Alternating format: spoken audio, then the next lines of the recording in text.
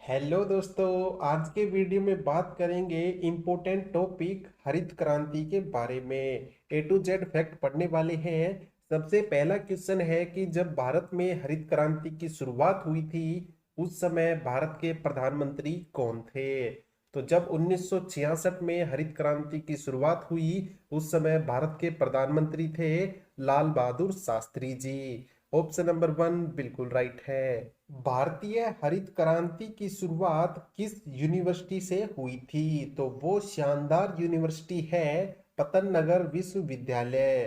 दोस्तों इसको भारत की पहली कृषि विश्वविद्यालय के नाम से भी जाना जाता है और इसको भारतीय हरित क्रांति का अग्रदूत भी कहते हैं। ये दोनों फैक्ट आपको ध्यान रखने हैं। नेक्स्ट क्वेश्चन है कि हरित क्रांति के दौरान भारत ने किस देश से गेहूं का बीज आयात किया था, यानी दूसरे देश से मंगवाया था। तो वो बीज मंगवाया था मेक्सिको देश से। ऑप्शन नंबर चार बिल्कुल राइट है। हरित क्रांति की शुरुआत किस देश से हुई थी। तो जो मेरे साथी अमेरिका को टिक कर रहे हैं दोस्तों अपने आप को सेल्फ थप्पड़ मार लीजिए आप। इसका राइट आंसर है मेक्सिको। ऑप्शन नंबर तीन बिल्कुल राइट है, जिसको हरित क्रांति का अग्रदूत भी कहते हैं। भारत में हरित क्रांति के जनक कहे जाने वाले किस कृषि वैज्ञानिक को 2024 के लिए भारत का सबसे बड़ा सम्मान भारत रत्न से सम्मानित किया गया है।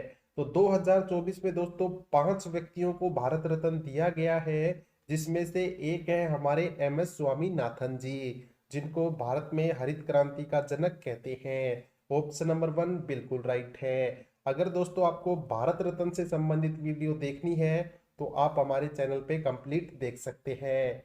अगला क्वेश्चन है क्वेश्चन नंबर सिक्स कि निम्नलिखित में से कौन भारत में हरित क्रांति की शुरुआत से संबंधित व्यक्ति नहीं है।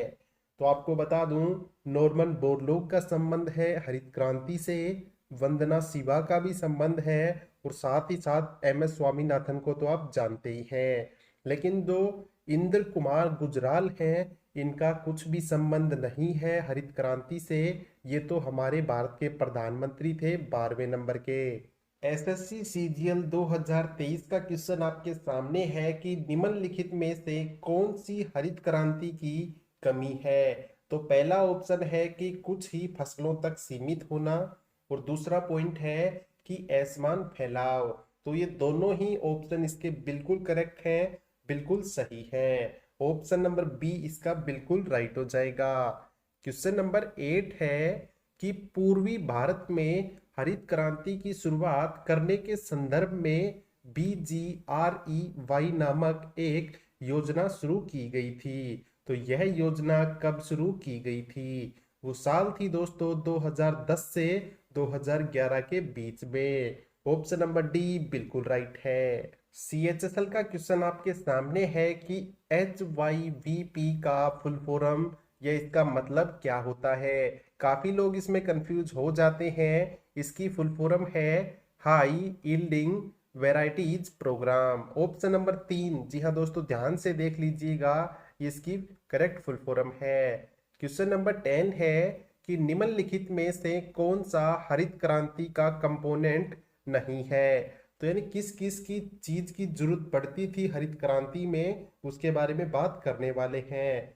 तो फर्टिलाइजर्स की तो जरूरत सीधी सी बात है पड़नी है। दूसरी है HYV सीड्स की, उसकी जरूरत भी इसमें होती है। और तीसरी है पेस्टिसाइड्स यानी कीटनाशक की जरूरत भी इसमें पड़ने वाली है। लेकिन जो माइनिंग है उसका दूर दूर तक हरित क्रांति से कोई भी संबंध नहीं है। ऑप्शन नंबर चार बिल्कुल राइट है। सिंचाई सुविधाओं और कीटनाशकों की आवश्यकता के कारण हरित क्रांति के पहले चरण में कुछ समृद्ध राज्य जैसे लाभान्वित हुए थे। तो जब हरित क्रांति को सबसे पहले भारत में लाया गया था तो कंप्लीट भारत में इसका प्रयोग नहीं किया गया था।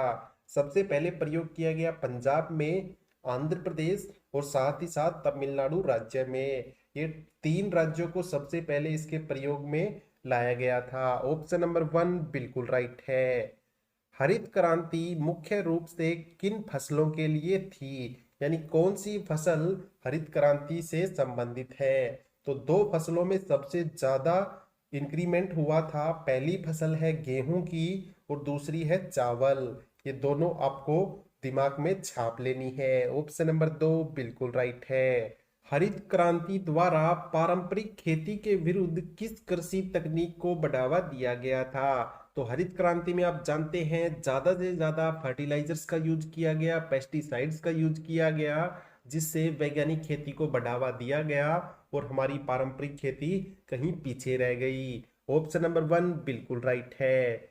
भारत सरकार ने हरित क्रांति के दौरान पहली बार गेहूं के बीजों की एक नई किस्म को आजमाने के लिए किस राज्य को चुना था? तो थोड़ी देर पहले हमने 3 राज्य की बात करी, अब बात करेंगे केवल पहले राज्य की। तो जो सबसे पहले राज्य पे छापा पड़ा था वो राज्य था पंजाब। ऑप्शन नंबर 1 बिल्कुल राइट है।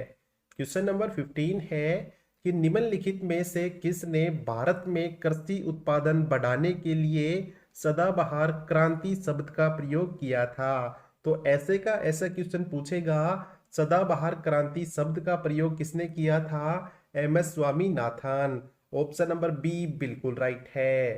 क्वेश्चन नंबर 16 है कि पूर्वी भारत में हरित क्रांति नामक योजना कितने पूर्वी राज्यों में लागू की गई थी? तो जितने भी पूर्वी राज्य हैं, जो कि है टोटल 7, उन सभी में यह योजना लागू की गई थी। ऑप्शन नंबर सी बिल्कुल राइट है। हरित क्रांति शब्द का प्रयोग सबसे पहले किसने किया था? तो यहाँ स्टूडेंट सबसे ज्यादा कंफ्यूजिंग रहते हैं, या तो एमएस स्वामीनाथन करते हैं या करते हैं कौन? नॉर्मन बोरलॉग, जो कि दोनों ही गलत हैं। यहाँ पे जो बिल्कुल सही है वो है विलियम एस गॉड। जी हाँ दोस्तों, हरित क्रांति शब्द इन्हीं की देन है। ऑप्शन नंबर 4 बिल्कुल राइट है। हरित क्रांति के जनक कौन थे? इंडिया का नाम नहीं लिया गया है, यानी कंप्लीट ओवरऑल वर्ल्ड में पूछा है, तो वो है दोस्तों नॉर्मन बोरलॉग। ऑप्शन नंबर 1 बिल्कुल राइट है, जिनको 1970 में नोबेल प्राइज भी दिया गया था शांति के लिए। हरित क्रांति के जनक नॉर्मन बोरलॉग किस देश से संबंध रखते हैं? तो इनका संबंध है दोस्तों अमेरिका देश से। ऑप्शन नंबर 4 बिल्कुल राइट है। ये क्वेश्चन भी बार बार पूछा जाता है। क्वेश्चन नंबर 20 है कि भारत में हरित क्रांति की शुरुआत कब हुई थी? तो ये तो मैंने आपको स्टार्टिंग में ही बता दिया था कि 1966 में भारत में हरित क्रांति शुरू हुई थी। ऑप्शन नंबर डी बिल्कुल राइट है। यह क्वेश्चन भी दोस्तों जो आपको स्क्रीन पे दिख रहा है, यह भी बार बार पूछा जाता है कि हरित क्रांति की शुरुआत जब भारत में हुई थी उस समय कौन सी पंचवर्षीय योजना चल रही थी?